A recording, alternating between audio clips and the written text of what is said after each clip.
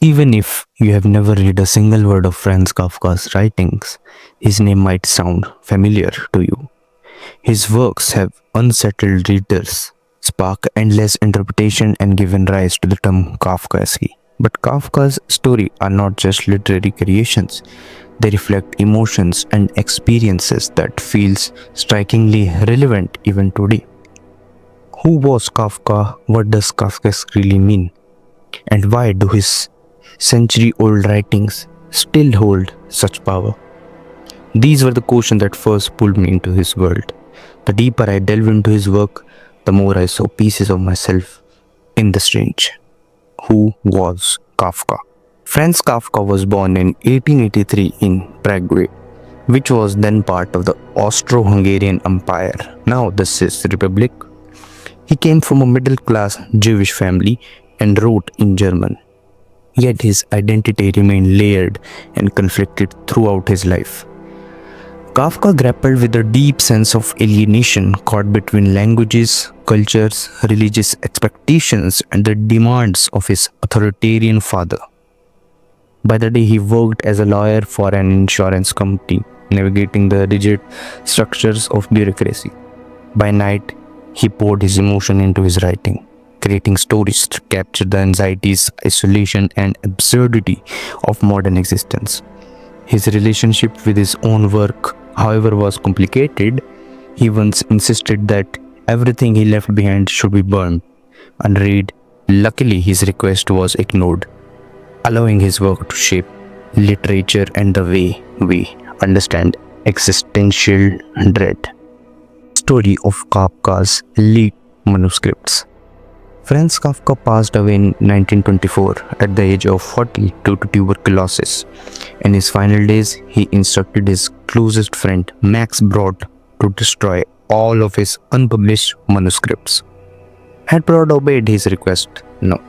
Kafka's literary legacy as we know it might never have existed. Despite Kafka's insistence that his work should not be preserved, Brod made the crucial decision to defy his friend's wishes, ensuring that Kafka's story would eventually shape modern literature.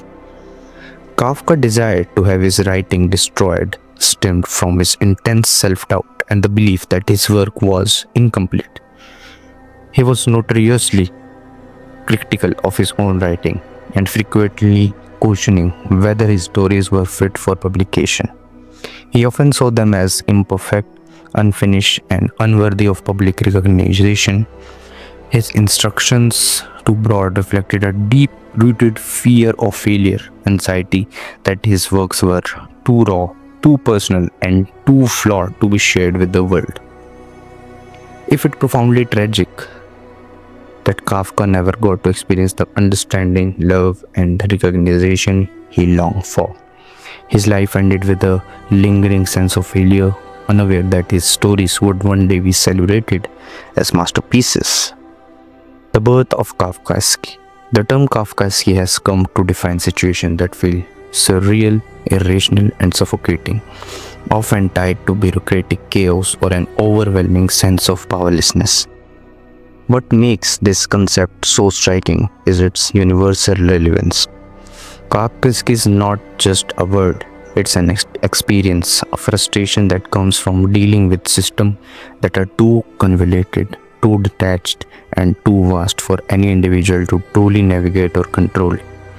The sense of being ensnared by forces. This sense of being ensnared by forces beyond comprehension or influence is what drew me deeper into Kafka's writing.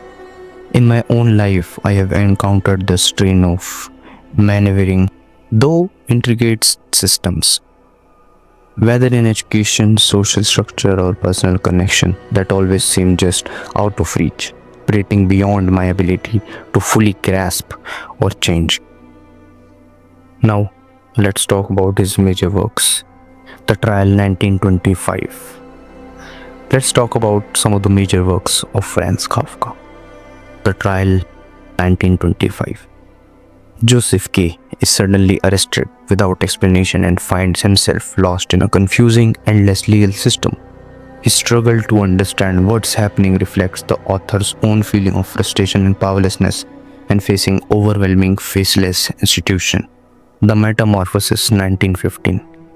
Gregor Samsa's transformation into a bug reflects the alienation and dehumanization many feel in everyday life, a struggle the narrator personally feel.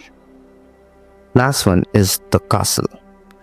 Kay's futile attempt to access elusive authorities mirrored the narrator's own feeling of being an outsider struggling to navigate incomprehensible system. So these are his three major works, which I think everyone must read. So this is all for the video. If you like the video, please do subscribe, like the video, and let me know in the comments what are your opinions in Franz Kafka's writings.